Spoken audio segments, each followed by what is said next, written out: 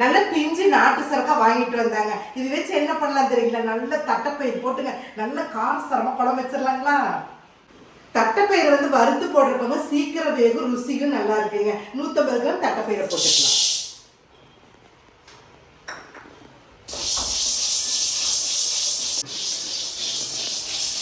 பாருங்க தட்டைப்பயிறு நல்ல மனம் வருதுங்க.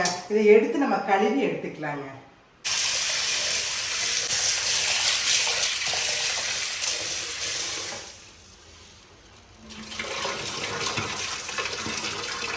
தட்டைப்பயிறு நல்லா கழுவியாச்சுங்க. 1 லிட்டர் தண்ணி குக்கர்ல கொதிக்குதுங்க. இப்ப தட்டைப்பயிரை போட்டுக்கலாம்.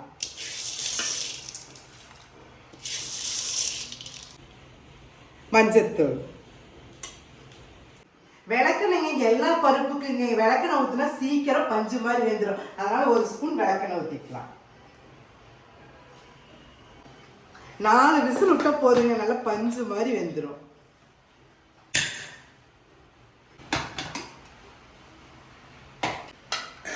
பாருங்க 4 விசில் விட்டதுல எப்படி பஞ்சு மாதிரி வெந்துருச்சுன்னு பாருங்க. தட்டைப்பயிறு வெந்த தட்டைப்பயிருங்க 1 கரண்டி எடுத்து வச்சுக்கலாங்க. எதுக்கு தெரியுங்களா, நம்ம தேங்காய் இதெல்லாம் ஆட்டுறது தெரியுங்களா, அதில் போட்டு 1 கரண்டி ஆட்டுறப்போ குழம்பு வந்து நல்லா கெட்டியாக இருக்கிறதுக்காக நம்ம போடுறோம். இது 1 முடி தேங்காய், 3 ஸ்பூன் சாம்பார் தூள், 1 கட்டி பூண்டு,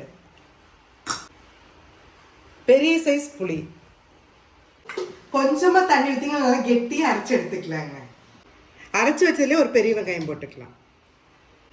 5 தக்காளி பழம், வேக வச்ச தட்டைப்பயிறு 1 கரண்டி. தக்காளி போடுறதுனால தண்ணி அதுலேயே வருங்க. இதுவே அப்படியே நல்லா நைஸாக அரைச்சி எடுத்துக்கலாங்க. தேங்காயெல்லாம் முதல்ல நல்லா நைஸாக அரைச்சி எடுத்துட்டு இந்த தக்காளி இதெல்லாம் வெங்காயத்தெல்லாம் போட்டு ஒரே ஒரு ஓட்டு ஓட்டினாலே நல்லா மஞ்சிருங்க. ஆனால் ஒரு வடைச்சட்டிலிங்க நம்ம வேக வச்ச தட்டைப்பயிரோட தண்ணியோட ஊற்றிக்கலாங்க. ஒரு சொரக்காய் பாருங்க எப்படி பீஸ் பீஸாக நம்ம கட் பண்ணி வச்சிருக்கிறோன்னு. சொரக்காய் போட்டுக்கலாங்க. 1 கப்பு சின்ன வெங்காயங்க. இப்போ உப்பு போட தேவையில்லைங்க. ஒரு கொதி வந்து சொரக்காய் வந்து 3/4 அப்பதான் வெந்தோன்னா நம்ம உப்பெல்லாம் போட்டுக்கலாங்க. அப்படியே மூடி வச்சிடலாமா. இப்போ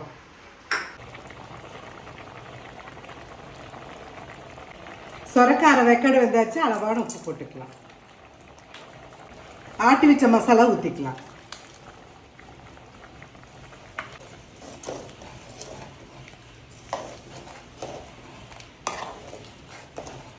ஒரு டம்ளர் தண்ணி ஊற்றிக்கலாங்க.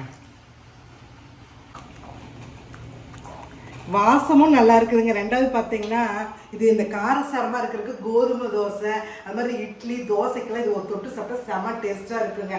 நம்ம வந்து சொரக்காயும் அந்த சாப்பாடு வச்சு சாப்பிட்றப்போங்க சொரக்காய் நிறைய அந்த சாப்பாட்டு மேலே அள்ளி வச்சு ஒரு அப்பளம் 1 பக்கத்தில் வச்சு செமையாக இருக்குங்க. சாப்பிட்றப்போ ஒரு அப்பளம் 1 கடி அந்த சாப்பாடோட சொரக்காயோட சாப்பிட்றப்போ நல்லாயிருக்கும். கண்டிப்பாக இதை நீங்கள் ட்ரை பண்ணி பாருங்க. அப்போ தான் உங்களுக்கு அந்த டேஸ்ட் எல்லாம் தெரியும். தட்டைப்பயிர் சொரக்காய் குழம்பு ரெடிங்க. மேலால் கருவேப்பிலை கொத்தமல்லி தழை போட்டுக்கலாங்க.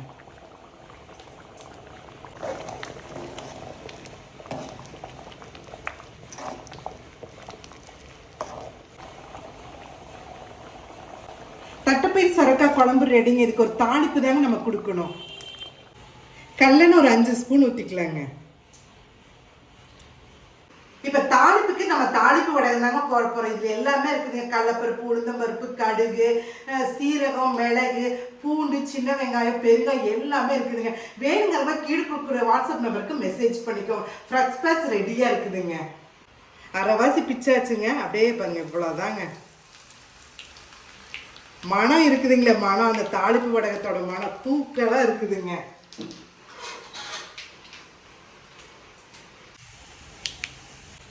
அப்படியே தட்டைப்பயிர் குழம்புல ஊற்றிக்கலாங்க.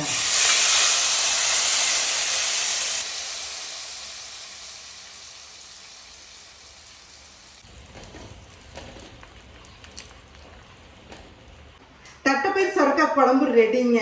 உங்களுக்கு வேற ஏதாச்சும் குழம்பு வேணும்னா நீங்கள் வீடியோவில் கமெண்ட் பண்ணுங்க. அதே மாதிரி குழம்பு உங்களுக்கு செஞ்சு போடுறேங்க.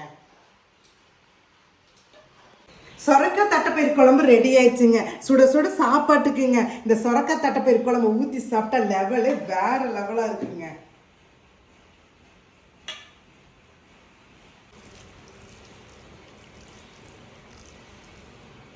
நல்லா சாத்த பிணைஞ்சாச்சுங்க. ஊறுகாய் அப்பளம் எல்லாமே செம டேஸ்ட்டாக இருக்குங்க. இப்போ இந்த ஊறுகாய் வச்சுங்க அப்படியே இந்த சொரக்காய் அந்த சாப்பாடை வச்சு சாப்பிட்டா எப்படி தெரியல இருக்கு.